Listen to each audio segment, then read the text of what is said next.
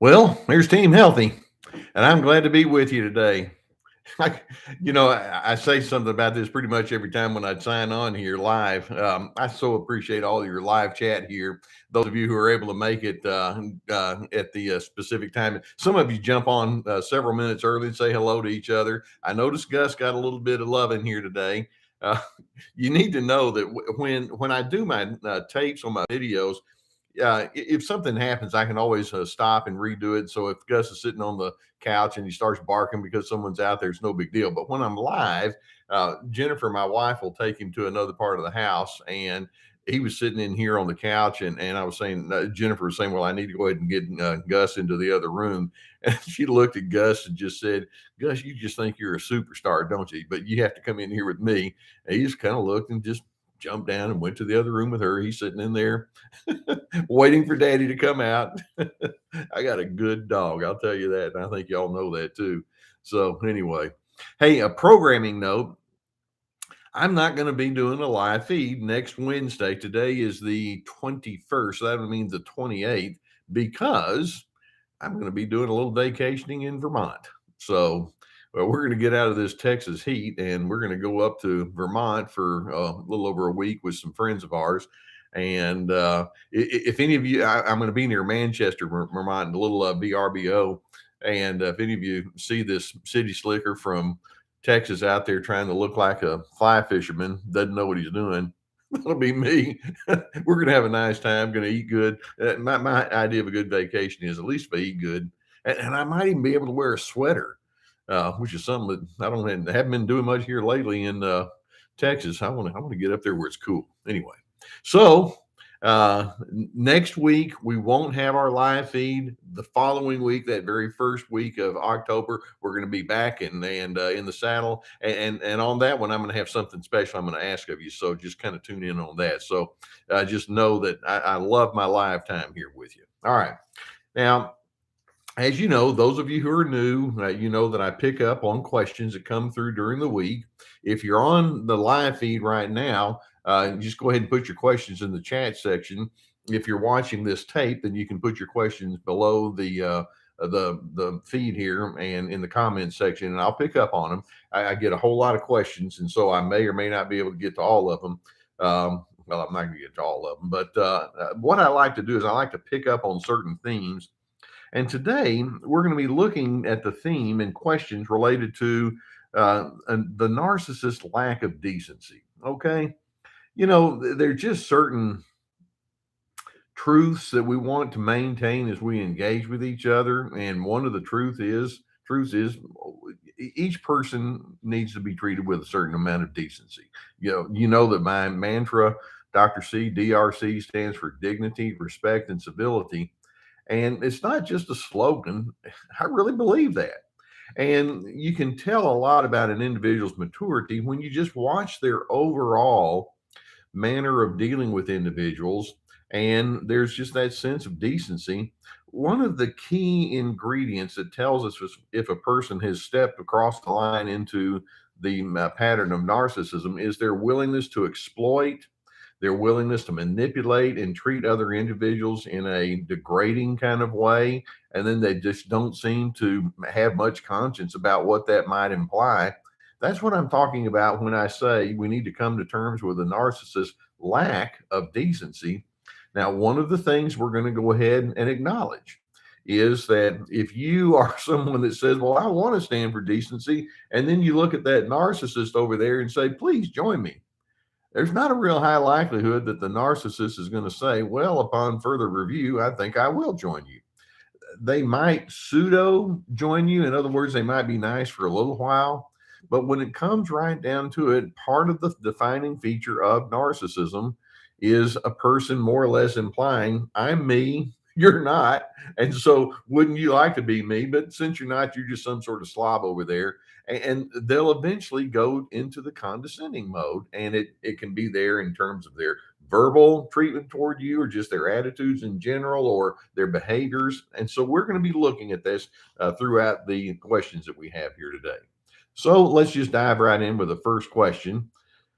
This person says, I have a question for Dr. C. That's good, since Yeah, I'm the only one on this channel that's going to field the questions. If you have a question of Dr. Romney, you're going to have to go to her channel. I like her, by the way. Okay, I digress. Question for Dr. C. Do narcissists drive pleasure? Do narcissists derive pleasure from teaching you a lesson for thinking differently, or are they indifferent to the pain they cause?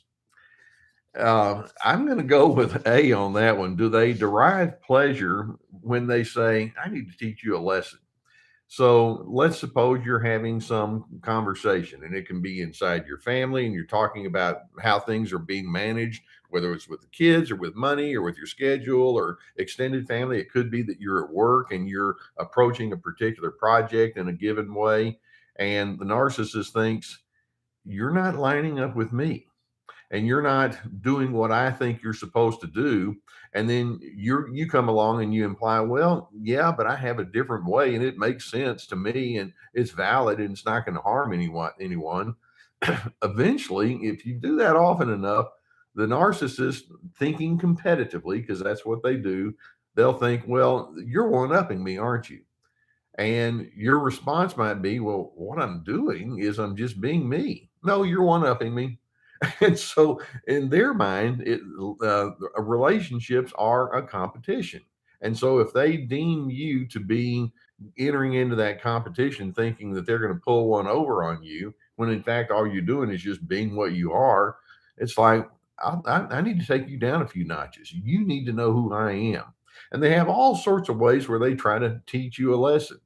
They may be non cooperative with you. They may go behind your back and undo decisions that you've made. They may tell other individuals that whatever you have decided to do is not right, and there's some sort of moral implication there. Well, that person, they don't know what they're doing, and I think they cheat and lie all the time anyway. That kind of thing. Or they can go over your head and try to get somebody else to veto your decisions. There's all sorts of things that they can do. And when you are on the receiving end of these kind of behaviors over and over, this person says, are they indifferent to the pain they cause? You will feel pain.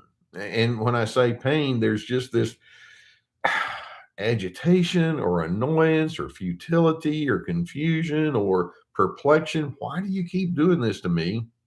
So, do they derive pleasure from teaching you a lesson, or are they indifferent to the pain they cause? I think they're not indifferent to the pain they cause. It's like, well, you earned it. If I say something to make you understand that you shouldn't have gone against me, and if you hurt, well, the bottom line is you stepped yourself right into that. And so, not only do they not care about whatever emotional or psychological duress that you may experience, then they'll just double down and say, yeah, it was the right thing to do. Kind of like a parent spanking a kid. I just beat the what out of you, but you deserved it. And if you cry, well, kids cry. And that's kind of the way they think. And it's sad and it's pitiable that they would do that. But uh, in their mind, they think it's your job to do what I want. And they have no appreciation for equality. They have no appreciation for your ability to choose for yourself. Now, can you say, can you understand why I decided with this lead question, coming to terms with a narcissist's lack of decency? Just this whole notion of condescension and I'll teach you a lesson makes no sense. No human being needs to do something like that, and yet they do. And the key for you is to not respond in kind. You can still have your boundaries. You can still say, well, I'm going to continue with my decisions. I'm going to continue on my initiatives anyway. And if they still feel like they have to teach you a lesson, then that's where you start looking for other people that you're going to be interacting with. That person is not coming from a good place at all. It's all about themselves and keeping themselves elevated by putting you in the down position. Pretty pitiable, isn't it? Okay. Another person asks, how does the narcissist deal with aging? As an aside, I did a video probably 3 or 4 months ago now about the aging narcissist. And one of the things I talked about is that actually there are studies that show that there might be a diminishing of narcissism as the decades go by. When people get older, they tend not to have as much of a proclivity toward narcissism. So some people, they mellow, but then there are others. It's like, no, not only do they not mellow, it's like they get worse and they get more crotchety and irritable, and it's like, well, I'm the oldest one in the room now, so you people owe me your fealty, and they can actually be worse. So we're not going to say that it's the same with every single person as they age. But this person says, how does the narcissist deal with aging? Once they burn bridges with their family and are no longer attractive enough to draw in others, what do they do? So this person obviously has come across a situation where an aging narcissist has just been so rude or so difficult or so contrarian for so long that this person is thinking, I don't want to deal with them. I wonder how many of you have had that kind of experience where there's been an elderly person and your natural inclination might be to say, well, as you go into the sunset years, I'd like to enjoy what you have to, stories that you might have to say, or teachings that you've learned, or lessons that you can pass down from your generation to mine. I mean, it's nice to have the elderly. And I think that as we honor people, of course, I'm saying that because I'm getting on up there now. I'm 68. I'm not that old, but it's nice for people to say, I honor the fact that you maybe have some wisdom that has come from your life's experiences. But some people, as they age, it's like, why don't you just shut up and do what I tell you to do? They just get worse, and they don't have an appreciation, or they demand that you defer to them, which is not the same as what I was just describing. So what do? Well, when a narcissist gets to the place to where this person is implying, where it's like, I'm pulling back, what that aging narcissist will typically do is they'll play the victim card. Why are you treating me this way? Don't you know you owe this to me? Because that's the way their mind thinks, and they tend not to show insight.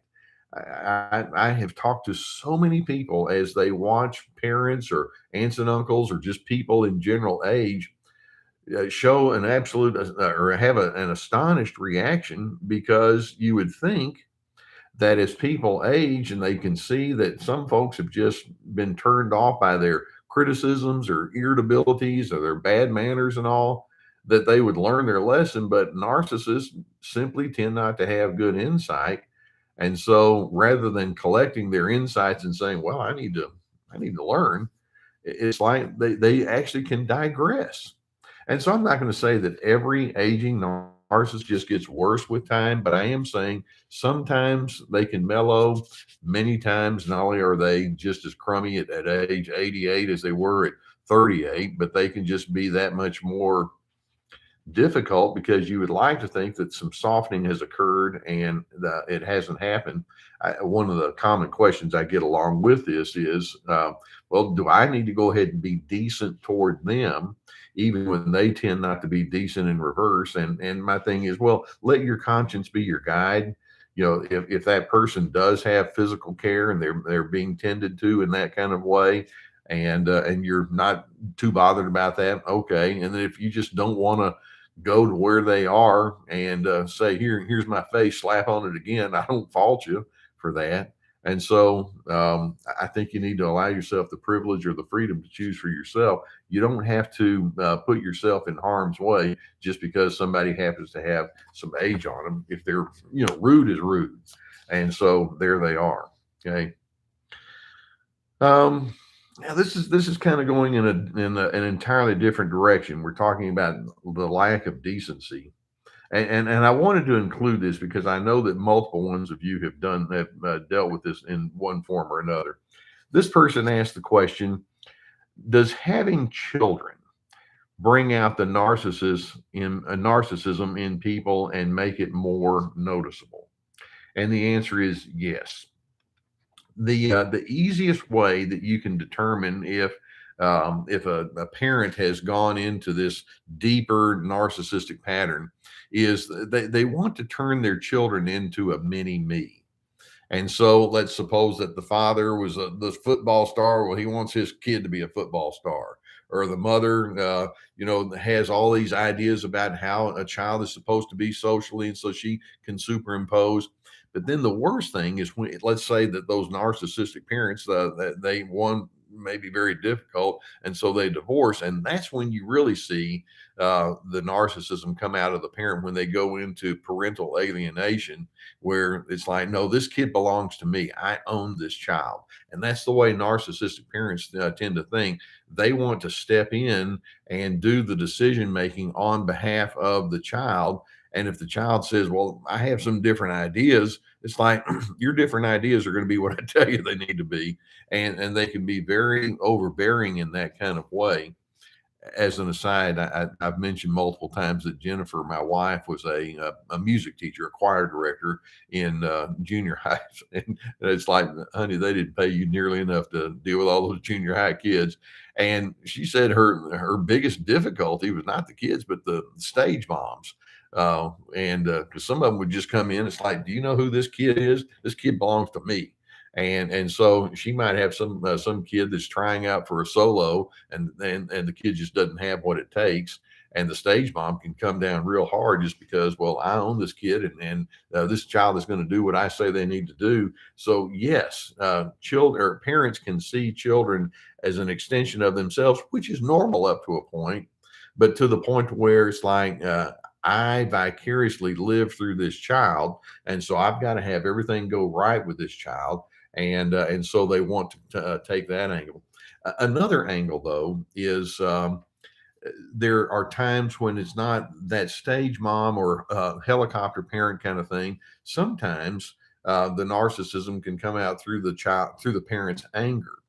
I've talked with so many people who have grown up with a very angry parent, where the parent has this thought in mind: this kid needs to behave exactly as I say, and if not, then I'm just going to come on full bore and let that kid know who's boss around here. And so they take their position of authority and they just maximize it as much as possible, and they can just be dictators in their home, and they can be overbearing because, well, I'm 38 years old and you're only 8 years old, and you will do as I say. And so sometimes that authoritarian position can come through. So there are multiple ways, but whenever an individual gets into a position inside a family or business or wherever, where they get to be the decision maker, that's where narcissism can start creeping in, because narcissists love being the one in the seat of authority and the decision maker. And so, yes, parenting can definitely bring that out, because you've got these little ones below you on the pecking order, and they're supposed to do what you say, as opposed to remembering that parenting is all about making yourself less and less necessary every year that the kid goes by. You want to teach them competence and teach them their own way of thinking. Narcissists like, no, I'm going to fill you with me. Got it? That's how they think. Okay. Another question. What do you do when you set boundaries with the narcissist, and still they come back to you looking for a target, is what this person says. So this individual has established a boundary and says, here's who I am. This is what I'm going to do. Here's how I'm going to manage myself. These are my beliefs. And then later on, that narcissist comes back and says, oh, by the way, you know what you were saying? Let's not do this. I want you to do this for me. And so it's so predictable that when you establish your own uniqueness, your own distinction and individuality, that narcissists are thinking, where did you come up with an idea like that? Let's keep in mind that boundaries is all about you defining yourself and then living into that definition of yourself. And then when someone comes along and says, well, I need for you to define that differently, according to me. And then you say, well, I'm going to continue with my efforts anyway. They might come down with forcefulness because they want to be in that position of authority, or they may think, well, maybe that's not going to work. So they may do what we refer to as breadcrumbing or hoovering, where they try to pull you back under their sphere of influence by doing nice little things for you here and there, so that you'll finally say, okay, great master, you're the one who's going to call my shots. So narcissists are constantly in search for what we refer to as narcissistic supply. And so when you come along and say, well, why don't you take responsibility, Mr. or Mrs. Narcissist, for your own sense of well being, just as I'm going to do for mine? It's like, that's not the rules that I live according to. You need to take care of my well being. And so they're deeply insecure. They don't have a whole lot of strength from the inside out that they draw upon. They're outside in people. You people out there need to give me my well being in here. And so when you don't do their bidding, they're going to want to try to pull you back in. And so they're going to just turn it into a game. So one of the things that I teach people when they're setting up their own personal boundaries is, don't make the success of your boundaries be contingent upon the narcissist agreement. Okay. Because it's highly predictable they won't agree with you. I've had people say, well, I tried to set a boundary and it didn't work. And say, why not? Well, the narcissist got mad. Okay. They're angry people. That doesn't surprise me a bit.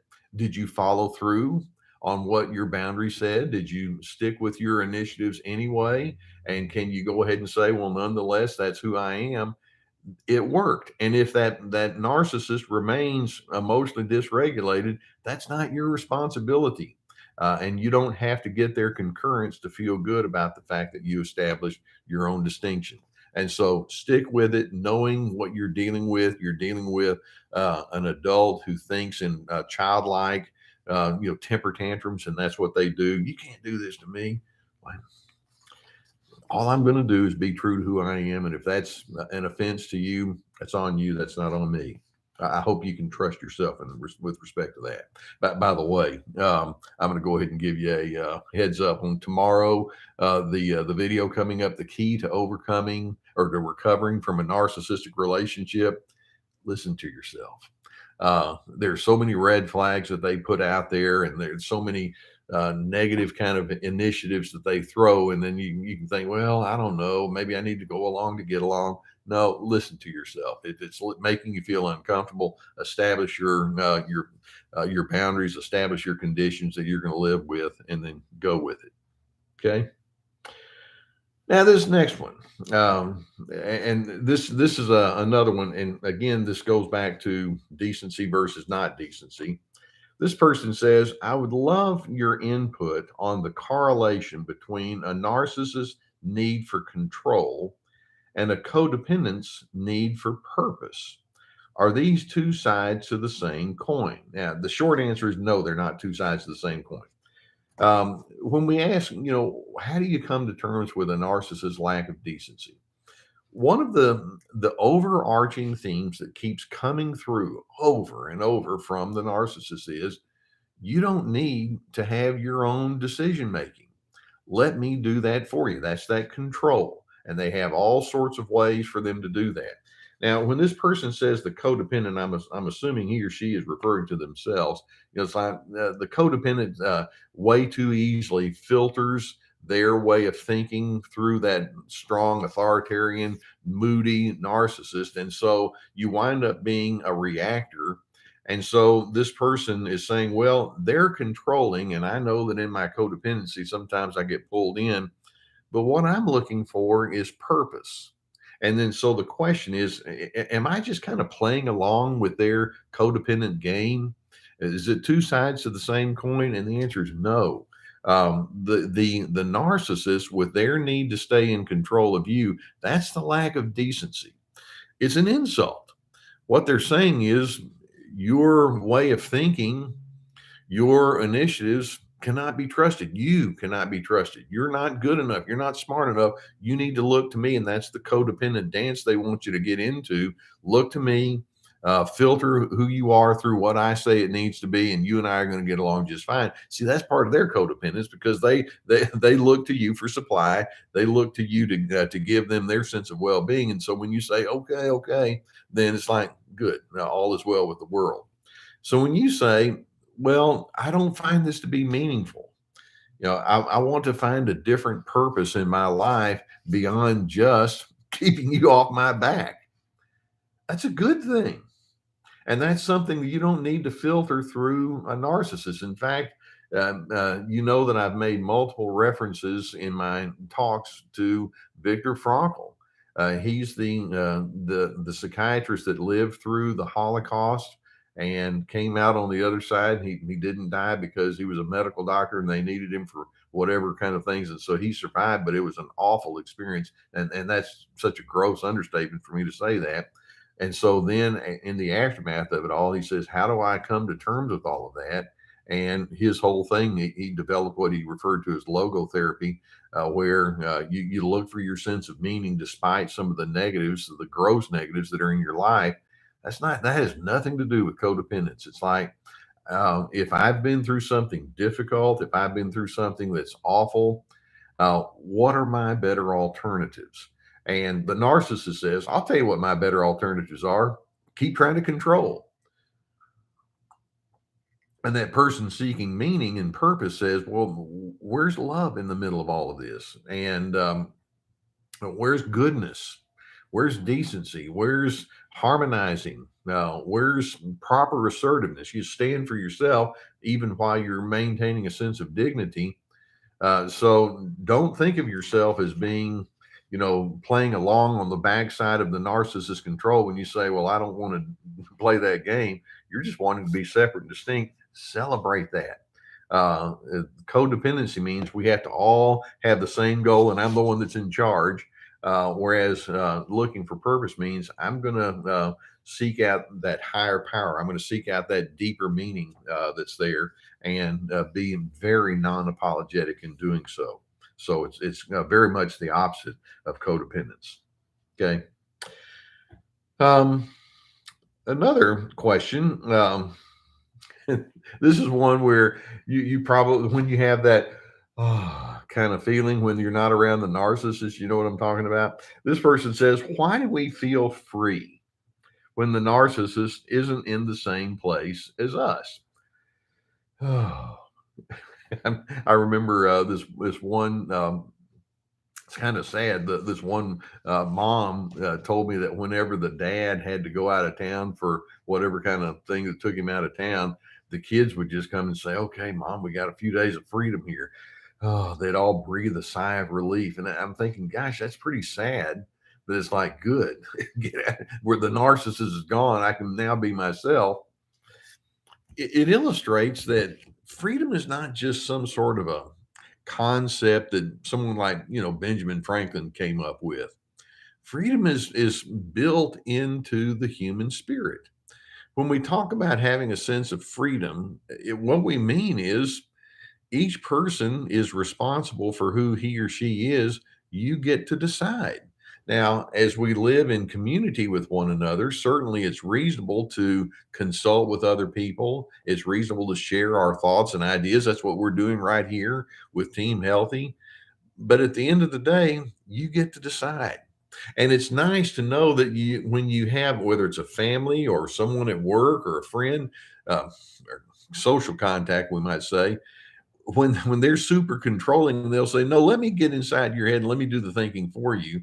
And if you don't, we're going to go back to that. Why do they have to teach you a lesson? When that person's gone, it's like, I get to go back to the basics of what it means to be human. Freedom means the privilege to choose. And so why do you feel good? It's because control is not a good thing in the way that the authoritarian, punitive narcissist uses it. Freedom is a good thing. I remember back when I was in my graduate school days, and we would talk about establishing an atmosphere in the counseling office for people to feel free to talk with the therapist in whatever way they needed to. It's like, I so wanted to be that guy. And I don't want to be somebody that tells everybody what to do. So celebrate the fact that you're free. And the next time the narcissist leaves and they're not going to be around for a while, and you heave that sigh of relief, that's okay. In fact, hope you get to do it the next day too. All right. control with all of its criticism and irritability and impatience, that's not what you were meant for. You were meant for encouragement. You were meant to be listened to and harmonizing.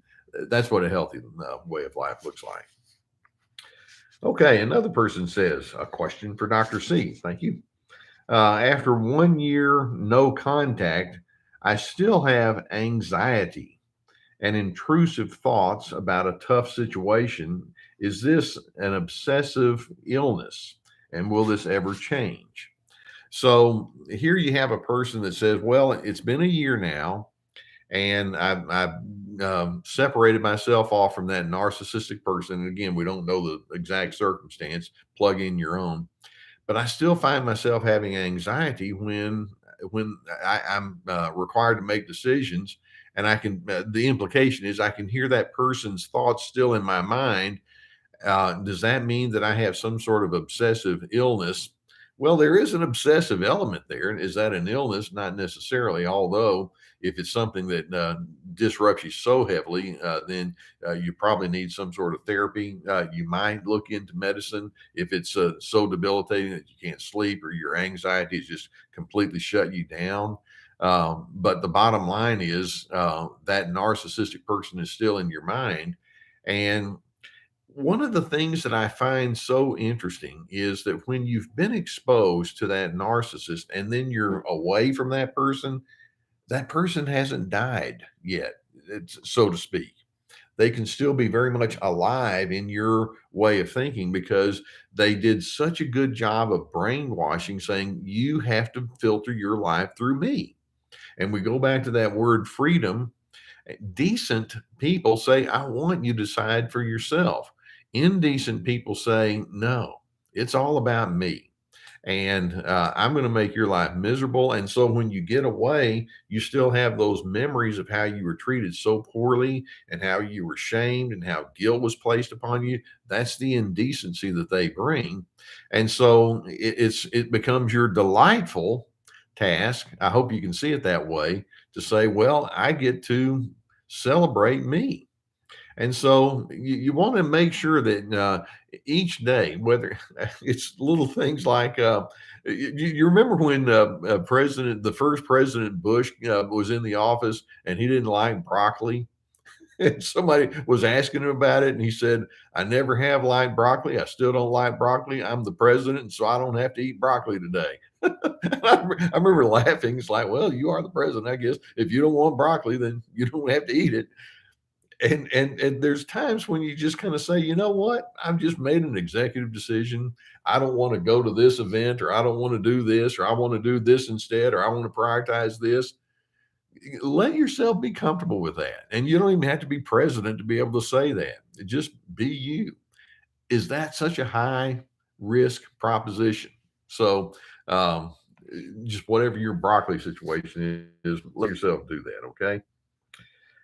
Another person asked the question, Dr. C, can you explain what gray rock is? Now, that's a term that I use and then says thanks. So, sometimes we use terms like that and we forget that some folks aren't familiar with that. And then I added another question right along with it. The next person also asked, what makes gray rocking okay, but silent treatment is considered narcissistic? I had this pointed out to me as the same thing. Okay, first, when we talk about going gray rock, okay, going gray rock means that you've decided that any kind of conversation or any kind of extended discussion with a narcissistic person is likely to end poorly for you. For example, let's suppose that you've made a decision, or you have thoughts and feelings and perceptions, and you know that anytime you have to talk to that narcissist, they're going to say, well, let me explain to you what's wrong here and why you should have done this there. And I don't like this. And so, or they're so blustery and they're so opinionated and they're so overbearing that you decide, I'm going to tell you the least amount that I have to tell you. I'm just gonna go bland. When we say gray rock, the reason we call it that, some millennial, I'm sure, came up with the idea. There's nothing more boring than a gray rock. You look at it, it's just an old gray rock. And so when we say going gray rock, you just go dull. And so when the narcissist says, what kind of plans do you have today? And then, well, the last half a dozen times that I answered that question, I got criticized. And so the gray rock the thing response may be, well, I have a very busy day today, and it's going to take me a while before I get back home.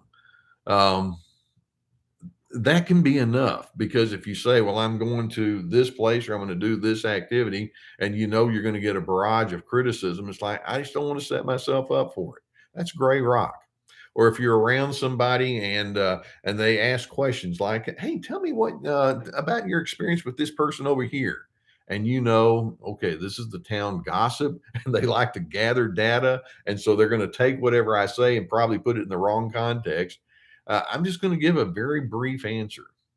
Now, the question is that the same thing as being passive aggressive? Because this person that asked the question was saying, well, I got it pointed out. If you go gray rock, that means you're being passive aggressive. And it comes down to intent, because sometimes the narcissist could say, well, you're just being passive aggressive. You're not even going to talk to me. And in your mind, it's like, I'm quite willing to talk with you, but the history has shown that discussions with that narcissistic, controlling, manipulative person tends to be so toxic that it's just not worth it. And so it comes down to intent.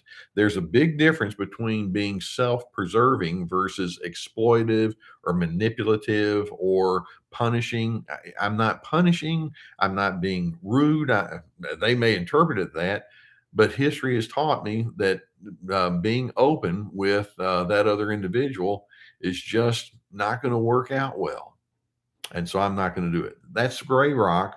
And it's not passive aggressive when you have the intent of just simple, calm self preservation. There's just some people that, because of their deep history with you, have lost the privilege of having in depth conversations. That's the difference. Okay. Uh, okay. That's how we doing on time. This person says, I have ADD. And my narcissistic wife makes me feel bad about it and wants to know what meds I've tried to handle it. What is she trying to get that information for? Because she cares or because she wants ammo? Now, how many of you, I don't know, have been diagnosed with ADD, or you have some issues like that? And I know in our audience here today, I know there's at least a certain percentage of it's like, well, actually, I have some ADD issues myself. That's not a bad thing. I mean, it's a neurological issue, and some people have it, some people don't. And if you have medicines, and there are some good medicines out there that can address it, that's great.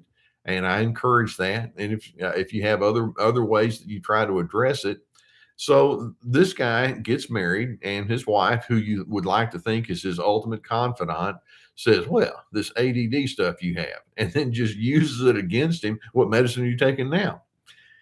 Narcissists are constantly looking for an angle over you. I'm thinking, well, what if you have cancer? What if you have you're not very good at mathematics, or something else? There's something that causes you to be different from that narcissist. Do they have to just take any kind of distinctive that you have, plus or minus or whatever, and say, well, this gives me a club that I can use against you?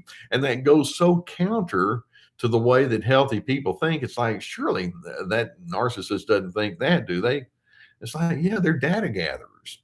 They don't want to learn personal information about you, especially something that might be considered distinct, or you have to maneuver around it, like ADD. It's like, no, that means you're a menace to me. You're making my life miserable. Instead, if I'm in an intimate relationship and I want to bring a sense of decency, I'm thinking, well, I have my issues, my distinctives. You have yours. Why don't we just say that we'll work with each other in the midst of our uniqueness? Let's do that.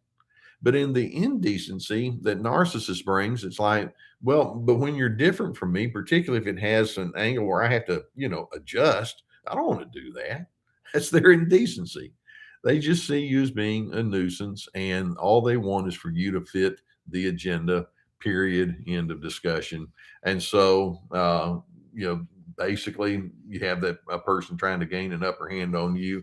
And if they feel the need to do that, it's like, knock yourself out. I have ADD and I'm going to do the best that I can. If you want to make that some sort of issue of condemning me, then that's on you. That's not on me. I'm going to love me with my ADD anyway.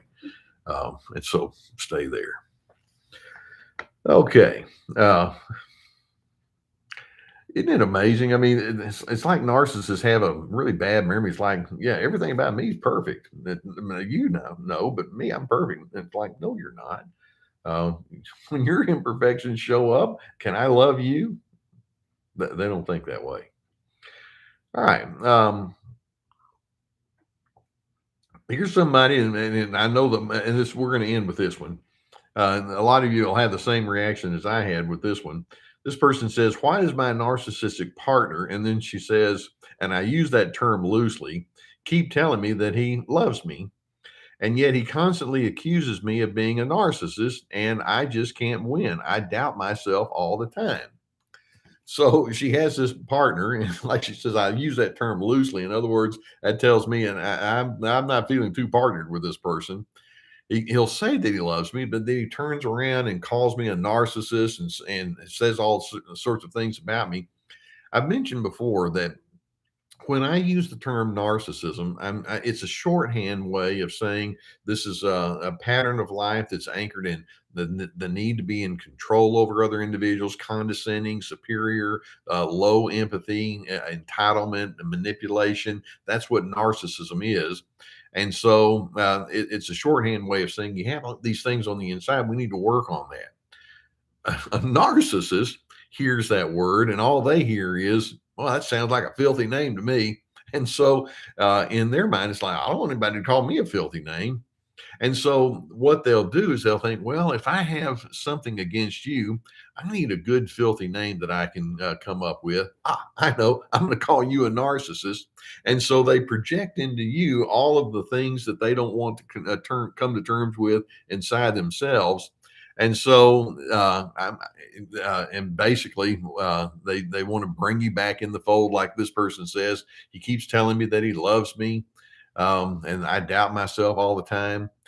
When you have somebody that feels the need to sow seeds of doubt in you and keep you off your game, and they don't really want to acknowledge the things that are right and decent about you, that's a huge red flag. And you need to listen to what that says. That's a person who is not operating with decency. They're operating with manipulation. You need to do what I tell you to do, be what I tell you to be. That's not love. Narcissism is an anti-love way of life. And so when they say, I love you, what they're saying is, I want you to defer to me. I want you to adore me, or I see you as somebody that gives me supply. But the minute you go in a different direction, it's like, well, off with your head. I don't like you anyway. I just never did think that highly of you anyhow. So understand, and I know it's pessimistic to say this, but narcissists don't bring that dignity, respect, and civility that's part of a decent way of life. I'm hoping that you and I here on Team Healthy can say, well, I'm committed to that. And then when they do bring that indecent way of engaging with you, I'm hoping you can say, um, that's where you are. I'm not going to go down that path, and I'm certainly not going to alter my way of thought just to keep you appeased. Stay true to who you are. Okay. Now, remember, those of you who might have come in late, we won't be having our time next week because I'm going to be doing a little vacationing, and we're going to be having that cool temperature there in Vermont. I'll be back in 2 weeks at our regular time, and so I'll be looking forward to it. And I will be picking up on questions that you leave, so make sure that you do that. And I know that I say this, and I hope you hear it from my heart.